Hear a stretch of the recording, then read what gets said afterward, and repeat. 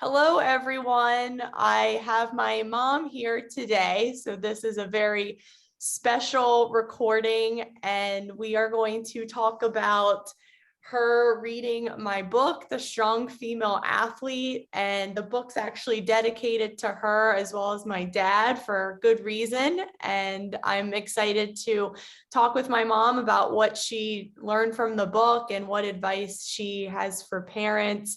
And she actually was a big part of the editing process and has read through it a few times. So she definitely is very familiar with all of the material in the book. So we will dive into the first question, and that is, what was your favorite chapter? What was my favorite chapter? Okay, well, first of all, that's a difficult question to answer because when you actually read the book, eventually, whoever is listening to this, you find that there's a lot of depth in each chapter. So it's really hard to choose, and they're all very good. You provide a lot of educational things that parents and coaches would want to know. And they might think like I think, oh, I know a lot about these things in the book, but they're just, you've looked at studies and you've done things like that, and you give it out there for the normal parent, the normal coach, the normal trainer, whatever, that would be able to understand it. It's really good and it's inspirational. So it was really hard to choose a particular chapter. So I actually chose 4, but I'll try not to go too long. Chapter 6, it's the title, Sample Program or Daily Habits, with a question mark there. And I think what you do so well there. I'm looking at notes so I don't forget things that I put down that I felt would be important to people who listen. How you explain it is so important to not take shortcuts in training. And you stress that it's not okay to train once a week or just kind of occasionally drop in and expect a result. So you explain why that's so important, and you support it very well, why you have to do this kind of training, you have to work hard. So that in that chapter, you also have put in there some things that the athlete needs to be consistent, and so does the parent, because the parent needs to get the athlete there and know that it doesn't conflict with schedules, that it's long-term. I love these words, long-term development, again, not overnight things, and then your daily habits. And you make a nice list and of daily just lifestyle habits, like brushing your teeth daily. But you've got to do this and be consistent. So that's good. And the other thing that I thought, I wrote several things, but I won't have time to do them all, I think. You make sure that everybody understands why it is year-round training also. It's not just the consistency of the being there every week, but it's year-round, and why that is so important. And what you say is that the training prepares the girls for all these taxing movements in the sport. And so therefore you need to do this, this, and this, so you don't get injured. You're looking out for your girls, which is so important. Yeah, and that's the purpose of the book. And also you have some red flags for, trainers and training, types of training out there. They're just like a Band-Aid or something like that. You put in there some red flags to look for, which is good. So that's chapter 6. Okay, can I do my other chapters? Okay. Yeah. So I like that you said that the parent has to be consistent too, because they're the ones driving their daughters to this type of training and making the decision to bring them to a facility and to do strength training. And I'm just having flashbacks to when you drove me to Bigger, Faster, Stronger camp 5 days a week through the summer for a 3-month off season. And it was a long drive. It was like a 45-minute to an hour drive. And nowadays, parents complain at that commute. And it's like, wait a minute. My mom and I commuted 5 days a week for 3 months in the summer so I could get better. So And during the rush hour, excuse me. during rush hour traffic at 7 a.m. Like I was up at 6 a.m. You were up at 6 a.m. So it's not just the daughter, it's the daughter, the parent, but also the coach. And those are the three parties that are addressed in this book. There are three people that are involved in a female athlete's performance. It's the girl herself taking responsibility. It's the parents getting involved. I remember you and I used to work out together. You were very involved in that. And then it's the coaches making sure they have an understanding of female athlete anatomy and physiology. So I'm glad you mentioned that because parents are called out a lot in the book. Yeah, but yeah, they play an important role, and we'll talk a little bit more about that later. Yeah. So the next chapter, what was the other one you said? Was it the confidence one? Yeah, chapter 8, mental confidence. Okay. And you write in here, this is a quote from you.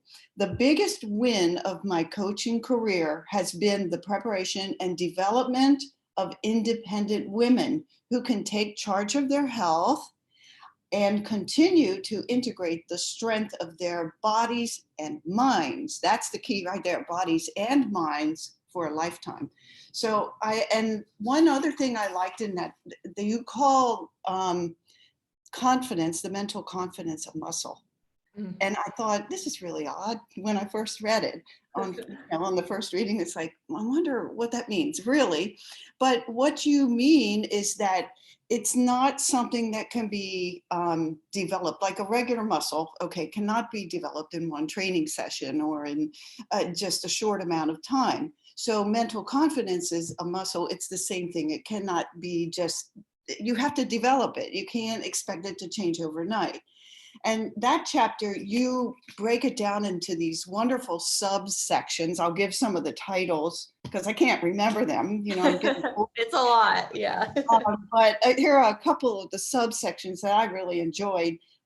Becoming more aggressive was one of those. Perfectionism is a myth. I love that one. And my favorite one is lean into risk. Yes, And that's a big one. You are such a good example for that. I love how you started out with the Brazilian waiver that you had to sign, or some of your. I remember when I was looking through your edits and I had a sentence in there that was like, I was in the Amazon jungle with nothing but a machete. And you wrote in the edits, wait, that happened? You had no clue that I like was in the jungle doing this and like chopping down trees. Chopping your way through the jungle. You're like, oh, I learned a lot about Erica's trip to Brazil. Well, yeah, you went to Peru, Machu Picchu, and you did not take the bus to the top. You took was it 4 or 5 day adventure tour to get there, and you were hanging over canyons and these things that you had to go, like pull yourself across these at thousands of feet high. And I always say that I was so glad I didn't know what you were doing at that time. And so I'm glad you told me afterwards, oh, you did that, oh my gosh, you know, but you that those were some of your most breathtaking moments. But you felt that you could handle those risks. And we're not talking about some of those kinds, but you at least give examples of your own experience that you took some risks. But the girls need to learn how to take risks in the game or in life. Mm-hmm. Do you take a risk to go ask your boss for a raise, or can you do that tackle well? And if you fail, so to speak, what are you going to do about it? Are you going to go home and cry? Yeah, well, maybe you're just disappointed, but you got to stand up and get over it and admit you failed. What do I need to do when I go after this the next time? You know, how do we correct it? And, you know, as a mom, a lot of times we want to give a lot of advice. We want to tell our kids what to do, what not to do. But sometimes you have to just ask the question, how are you going to solve that? Amy, whatever, how are you going to solve that? How can you get better at that? And so you take these risks, and the benefit is there at the end. So that was a great part of that chapter. So I think that one is also my favorite, because there's a misconception nowadays with developing confidence, and a lot of people think it's about being positive all the time, but you don't train that confidence muscle unless you get uncomfortable. And it might be scary at first, but would you rather not try and discover what's on the other end of that? And that's the whole point of the chapter. It's like, well, you get more reward from trying. Even if you fail, you still learn something about yourself. And that's extremely important. I think we need to be careful not to coddle young girls nowadays. There's too much like, oh, you just need to, do positive affirmations. And yeah, that's great. That's a part of it. But if you're not taking risks and getting in a really tough environment, then you're not getting better at your training, or you're not getting stronger, you're not getting faster. And the biggest example was when I played pickup soccer with the boys before college. yeah, And it's like, that was a really tough environment. So when I got to preseason at Hopkins, that was the easiest thing I did, because playing with the boys was extremely hard. But then Hopkins was like, oh, I got this, it's easy. Yeah. Some of those experiences give a good outcome down the road. That's right. Yep. Very true. One more thing. May I talk about this chapter? Yeah, definitely. It's important. It really is. Okay. There was another chapter, another subsection. I don't remember the exact title, but it was about jealousy and comparing yourself to other players or just other people in school. I don't get the same grades or whatever. That's such a good chapter too.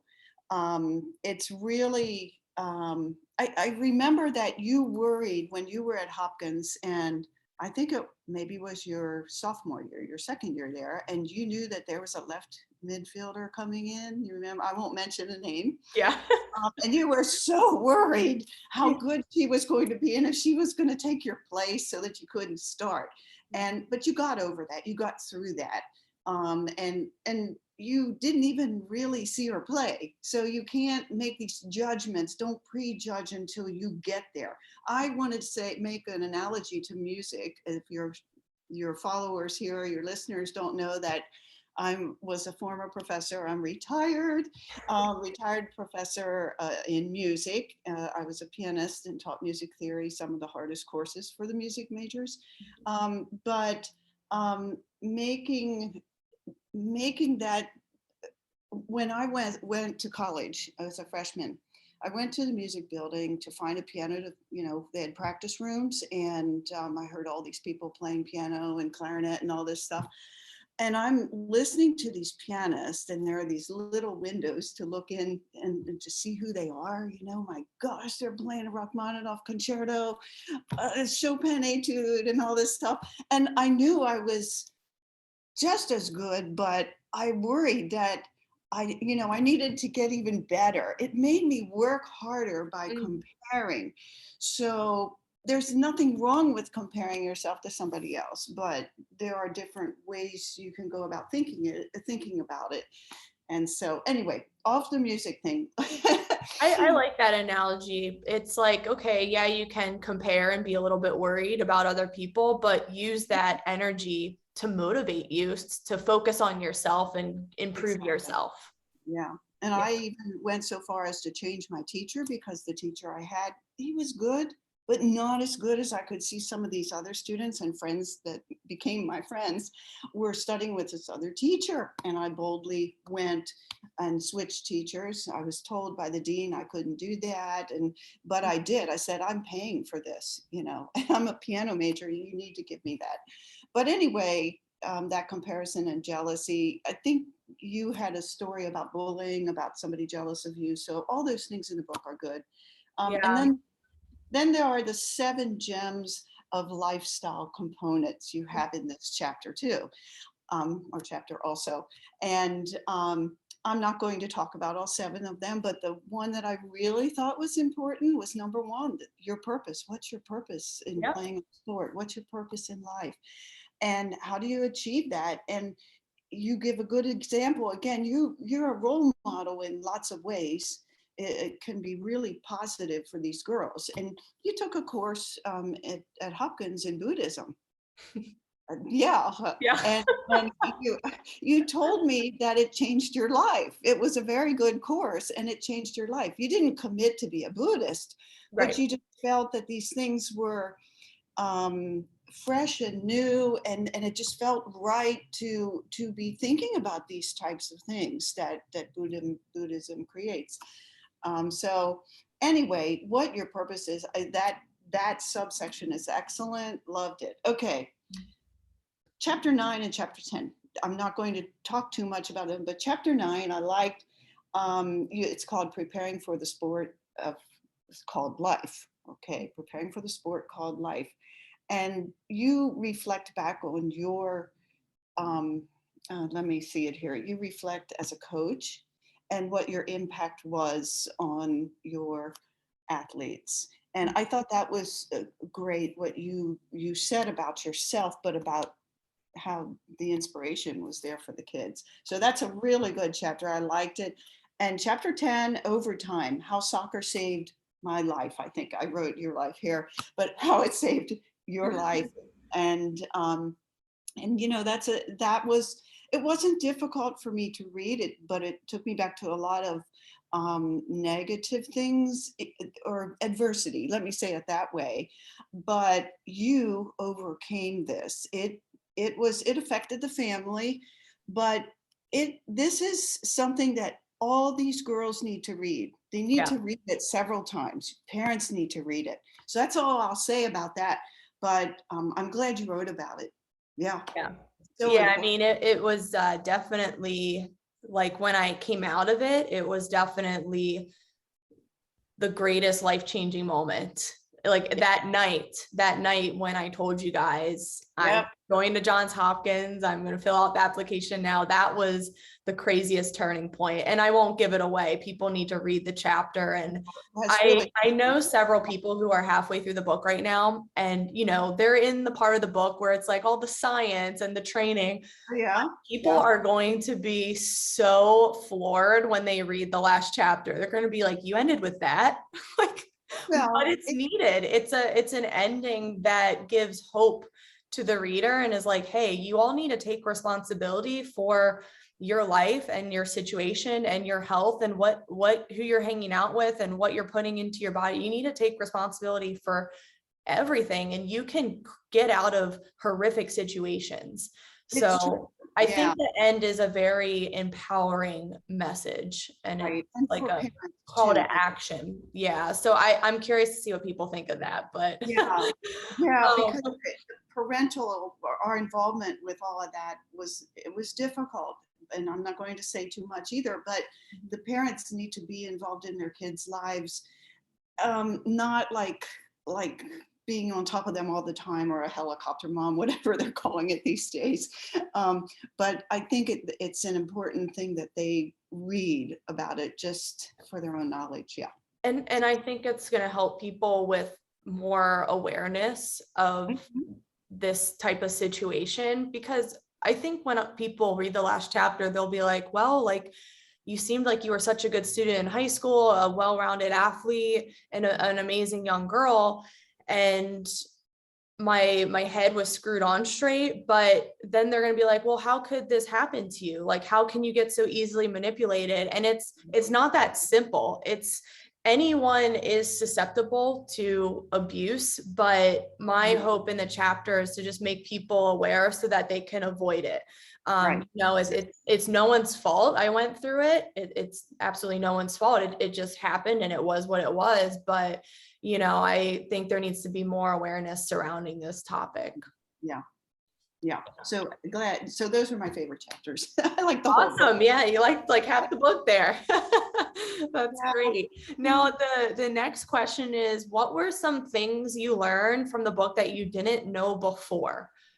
Okay. Yeah, I made a very small list there, but there are lots of things that I didn't. But you know, I wrote here to myself just to remind myself, is that I thought I knew a lot about the topics. You know, I read the book a couple times in helping with the editing and stuff, but there's a big but there. You go into depth in these chapters, so you know it's such a greater depth that it explains things much more. So there were certain things that I didn't know. So one of them, let me give you some examples. There's a lot, yeah. Readers, you will have a better understanding of some of these things. Let's start with well, anyway, I wish I had known some of these things when you were my young athlete, you know, young female athlete. I wish I had known some of these more. Plyometrics, chapter 5. I didn't know that it strains the nervous system the most. Okay. Yeah. And why that's so important. You know, I didn't understand it. But like the purpose of your plyometrics is it's now clearer, and it's something that the girls need to really understand why you're doing that before you're trying to go out and play and do all these explosive movements and these twists and turns that you do in soccer, or you're going to come up with an injury. And so it's so important that you talked about the posture and the loading too much on the knee. Mm-hmm. And all these things, and that the plyometrics is a neuromuscular thing, it's training, and the nervous system is that prime driver of that. So it connects to the ACL. You have a whole area, another whole area on ACLs, and how there are more ACLs happening, lots and lots of them. I didn't realize it was huge, there are these doctors that don't want to do the surgery on a person who hasn't gone through their growth time, their growth period, or their maturation period. And I really didn't realize that. But young girls should not be, you know, tearing their ACLs. But the plyometrics, the thing that you said, if you do not strengthen your leg muscles, your feet, see, I always thought you did these exercises for your knees or around that area, but you list leg muscles, the feet, how you land and how you take off, all that stuff, your trunk and your upper body. If you do not strengthen those, you're going to definitely probably have an injury. And the way you explained it, if the muscles are weak, guess what takes over? The bones, the joints, and the ligaments. And that's what gets injured. So that's something I didn't know. And then the role of the brain that sends the message throughout all this stuff. Okay, lastly, you're going to laugh about this. That's good. That was a good explanation. Now, the next thing, when you run, don't open your mouth when you run. Yeah. And what? Now, why is that? Okay, so Erica, you so nicely explained that if you run with your mouth open, then it creates a lot of pressure, and then the tissue in your mouth becomes kind of loose. I think that was your description. And then it flexes inward, and then there's less space for the air to come out or go in and out. So don't do that, you know. You're getting less oxygen to your lungs. Yeah. And then so it's a simple explanation that you did in the book. I mean, it's really good, but it's like, I think a person will think, well, you're a female athlete, will say, gee, am I doing that or not? You know, they might not even be aware they're doing it. Okay, that's it on that. I mean, there are a lot of things that I learned in the book. Good. Yeah, I like the don't breathe through your mouth one, because that one is such a new one for a lot of people, and they're going to read it and be like, whoa, recovery and endurance are that simple? I just need to have better breathing. And it's like, yeah, that's all you need. And I think it's like the simple like tools from the book that people can start to implement now that are going to go such a long way. So that one's like my favorite one. And I always tell my athletes that like, I'm obsessed with breathing through the nose. We do it during our sessions. We do it at the end. We meditate, and they feel so much more relaxed and calm. So it's a good recovery tool as well. So it's, yeah, I hope Absolutely. people Yeah. really like that. The thought of it, like, is that if your mouth is open, you think you're getting more air in there to help you breathe, but it affects the tissue in the mouth and how it moves that tissue. Yeah, interesting. And it's a total disaster for your teeth, Yeah. because your mouth doesn't have the ability to filter bacteria as well as the nose. That's why the nose has tiny hairs in it, because it's a filtering system. So when Mhm. you're breathing through your mouth, all that bacteria is just hanging out in there. So Right. you're better Yeah. off just keeping your mouth open when you're talking, eating, or drinking. But other than that, close your mouth, and it's really good for your dental health and your Yeah. gums especially, and the whiteness of your teeth. Yeah. It's pretty crazy, but I could go for 2 hours talking about nasal breathing. Let's move on to the last question. So this is my favorite one. As a former sports parent, what advice would you give to parents of kids now? Okay. Well, we haven't discussed the chapter on early specialization, which was very good. But you talk about how you played outside and the free play and everything, and that you should let your kids do, when they're young, let them do different sports or try different things. I think you tried gymnastics and Lacrosse. well, when you were little though. Yeah, ballet. Yeah, ballet and gymnastics, and you came to me because your brother was playing soccer and playing piano, and you said, don't sign me up for piano lessons and don't sign me up for soccer. And yeah, it was the best decision I ever made. So, yeah. So, but anyway, I think when you're not going to get like, it doesn't guarantee that your kid's going to be a successful athlete if you just specialize in one sport from age 6 or whatever. And they're maybe not going to be a healthy athlete either. But in your book, you quoted some, not quoted, but you wrote about Mia Hamm, was one of them, was one of your heroes when you were growing up. And she played football with the boys, and Yep. that helped her in her sport of soccer. And then there was Alex Morgan, and she was a multi-sport athlete. I don't know what those sports were, but that seemed to have helped her. And then you have Abby Wambach. This one I think is a great example, because you talked about, well, she played basketball also, and she herself claimed that see, I'm forgetting it now.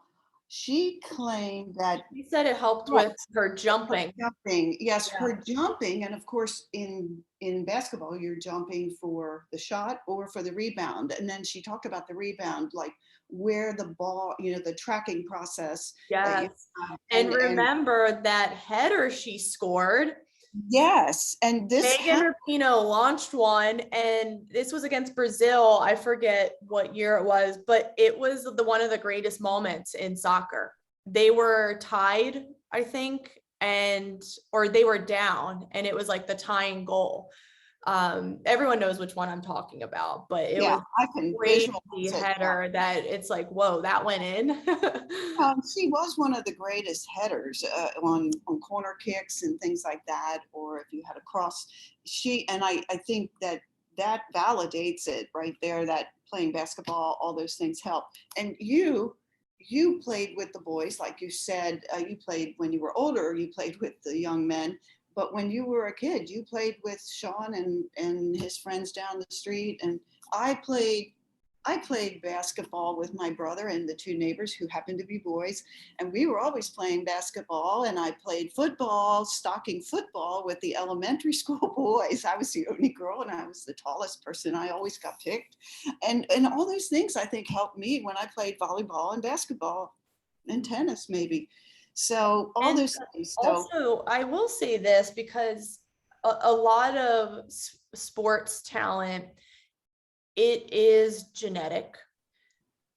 I would say like 30% of it, maybe more. And then the other percentage is completely trainable, which is So the you good got news. it from But me, right? you played, yeah, I got it from you. And I do want to mention you played very fast twitch muscle sports, which is probably why I was a fast and explosive player.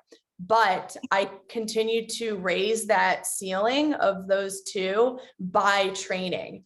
So I wasn't just like, oh, I have good genes. I was like, no, I want to like enhance these even more and continue to level up my acceleration and my speed, especially if I want to play in college. So I will say that. So any parents who were endurance athletes and they're very like slow twitch dominant, all the more reason for your child to do speed and power training because they're lacking that in their genetics. Interesting, very Yeah, interesting. very interesting, right? I'm going to mention that Erica is also an excellent clarinet player. So she could have gone to Peabody. It's true, actually. Yeah, that's really true. I was telling Casey Yeah. that the other night. He's like, oh gosh, you were a nerd. I was like, oh, maybe one day I'll play clarinet for you. No, that's also teamwork. Playing in a band or an orchestra, or that's teamwork. And if you're the weakest link and you don't know your part, so. But anyway, let's move on. Was there anything else you learned? Yes. Or you would recommend to parents? Yeah. I think let your kids try these sports when they're young, and then as they get older, you have to make a decision eventually, because I mean, after all, if you're playing too many sports, you can't make a practice at this one or that one, or you have to miss a game because you have to do this.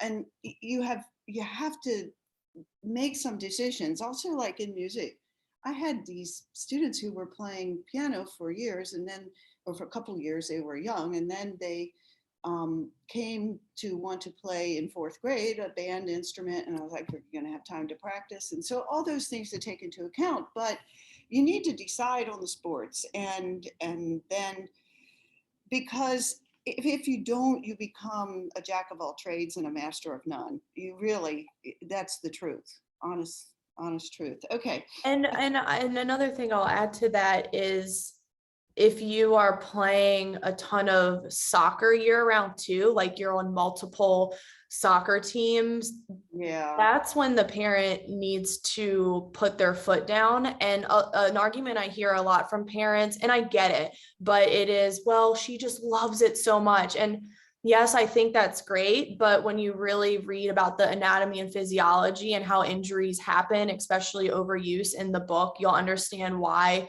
in a situation like that, yes, she loves it, but there comes a time where something's got to give and you got to cut back on something for the health of your girl. And a lot of these injuries don't manifest until high school. So for all the elementary, middle school age parents where it's like, oh, everything's going great, they're kids, they're invincible.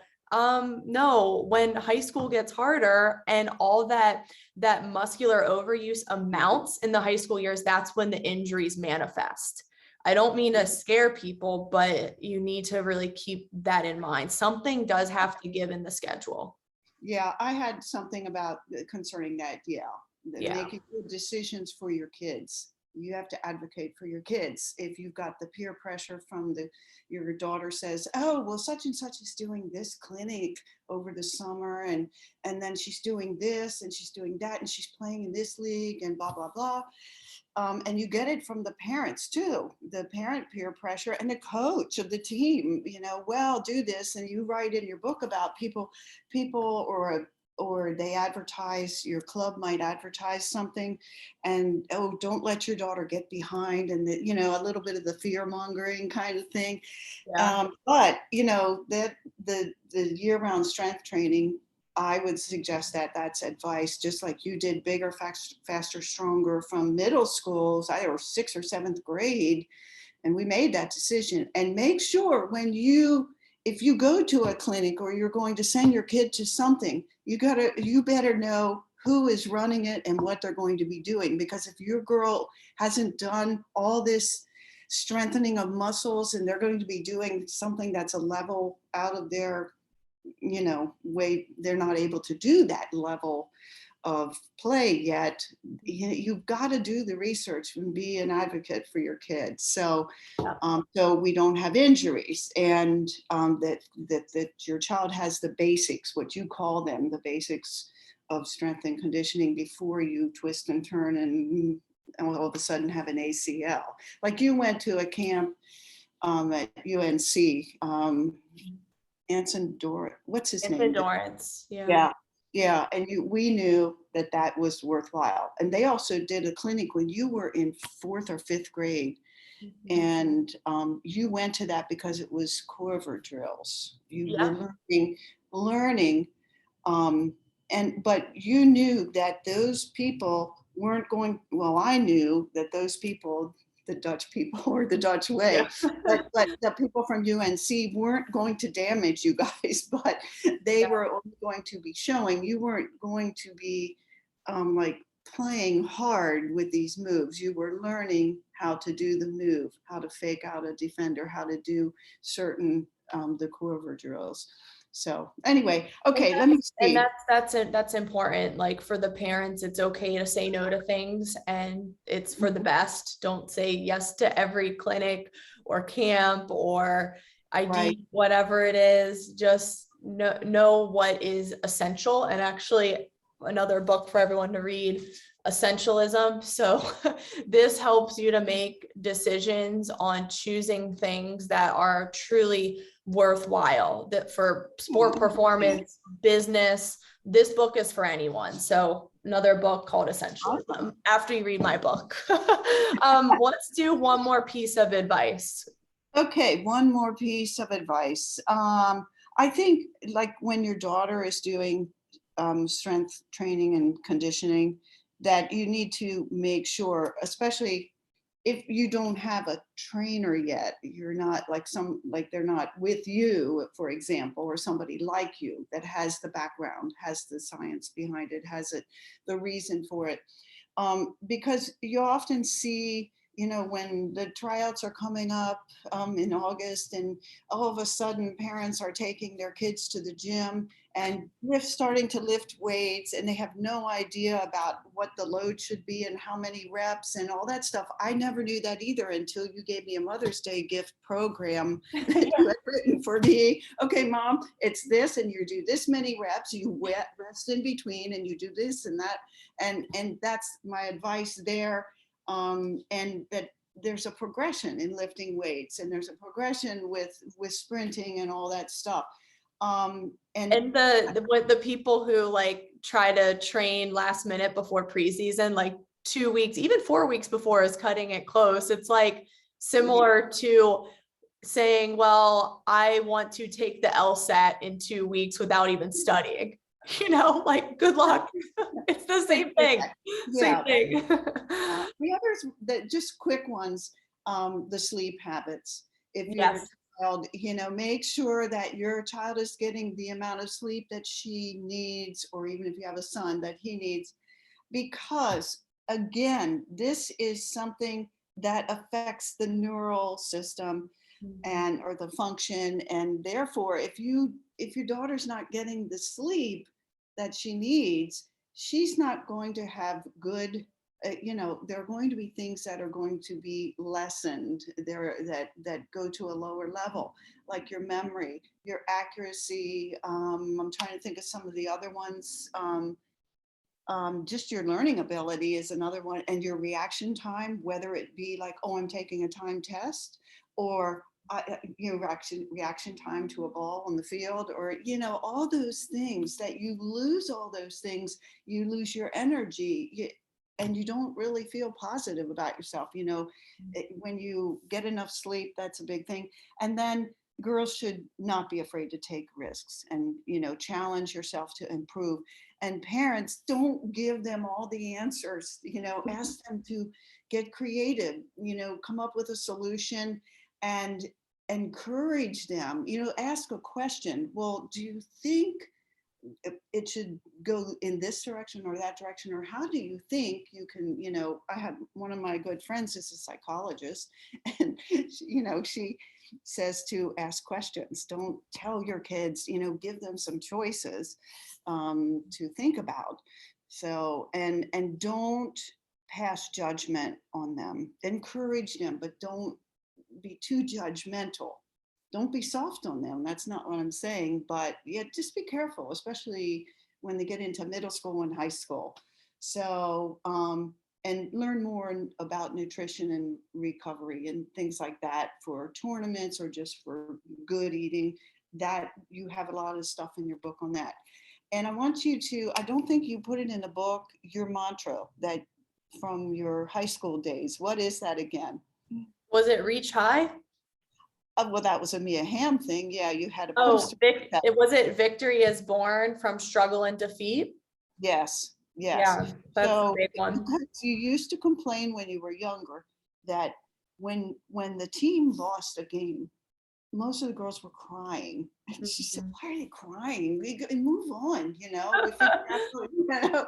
And that was even from a young year. I don't remember how young you were then, but I think that victory is born of, what was the other word? Victory was born of Struggle and Defeat. struggle and defeat. And that is something that goes, I guess, with the mental confidence. I wanted to mention that earlier. But there's just so many things in the book. You know, I'm not one to give you are the one to give advice in the book. So No, read, you're giving advice too. I mean, the parents, they need to hear it. well, you know, if you educate, take the time to educate yourself a little bit, you might learn something even for yourself with training, doing your own training. So, and your own health, you know, as a parent, it's sort of like when a piano lesson, again, we always do these analogies, Erica, and I always do this, but you know, when I have a little kid starting piano lessons at age 5 or 6, I require the parent to be there because this child comes once a week and then they have to be their own teacher the rest of the week. Well, I require the parents to be there. And I always say you're getting two for the price of one, because some of the parents never studied piano. So they actually learn to play as they go along. So I think that's, I mean, that's a strange analogy, but I think parents can learn a lot from this book too, coaches. Especially, I don't want to single out the male coaches because some female coaches might not know a lot of the things, especially in the growing, that the chapter on growing pain, I think is pains it's called, or something like that. And but you know, maybe the males, you know, I think it's important that they know all this stuff too. So Yeah. Yeah, I mean, it's for everyone. It's for the coaches, male and female coaches alike, parents and young female athletes of all sports. And it's not a soccer specific book at all. Of course, those are some of my primary examples, but a lot of the performance training, the growth and maturation, it applies to all female athletes of all sports. And I do want to say that I dedicated this book to you and Dad because you guys did give me, you were hard on me, but in a way that was giving me autonomy, but asking questions. Is this what you want to do? Is this, do you think this is good? And not like micromanaging and being super helicopter parents. You weren't that way at all, but it was more just asking me questions and letting me just discover my passion for soccer. And that's another thing. Parents can't force the passion on the kid, because then eventually they're going to resent it and quit because you're the ones who are more passionate than they are. So you have to let them discover it themselves. And hey, if it's not their primary sport, then it is what it is. They'll be passionate about something else, whatever that may be. So I hope people enjoy the book, and thank you, Mom, for coming on. This was a lot of fun, and we will link the book in the caption below so you can get it on Amazon, on Kindle, as well as in paperback. So go grab your copy and be sure to leave a review.